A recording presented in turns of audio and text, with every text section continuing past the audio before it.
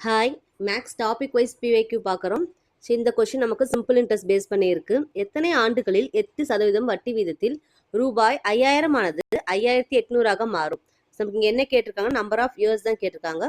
In how many years will a sum of 5000 amount to 5800? 5800 எத்தனை இயர்ஸில் ஆகும்? அது ரேட் ஆஃப் 8%.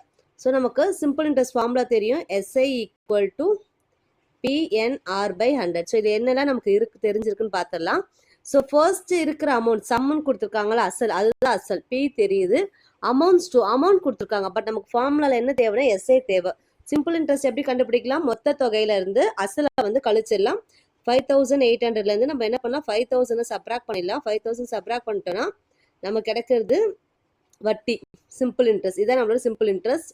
P தெரியும், N தான் கண்டுபிடிக்க போகிறோம். R என்ன சொல்லியிருக்காங்க, 8%. ஸோ எல்லா வேல்யூ என்ன பண்ணிடலாம், நம்ம இங்கே ஃபார்முலாவில் சப்ஸ்டியூட் பண்ணிடலாம்.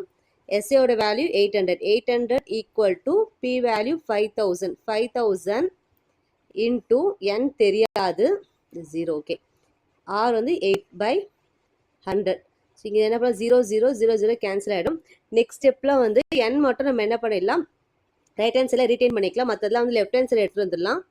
800/50 டிவிஷனில் வந்துடும். 8 வந்து டிவிஷனில் வந்து அப்படியே ரெசிப்ரோக்கல் ஆகிடும். N மட்டும் இங்கே இருக்குது.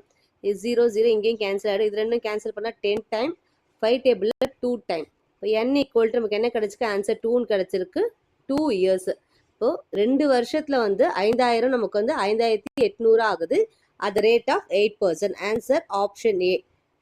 ஸோ இது நம்ம என்ன பண்ணால் டாபிக் வைஸ் வந்து ஒரு வருஷம் PYQவாக வந்து இனிமேல் வீடியோ பார்த்துட்டே இருக்கலாம். தேங்க்யூ. இந்த சம் நமக்கு வந்து சிம்பிள் இன்ட்ரெஸ்ட், காம்பவுண்ட் இன்ட்ரெஸ்ட் பிளேலிஸ்ட்டில் வந்து ஆட் ஆயிருக்கும்.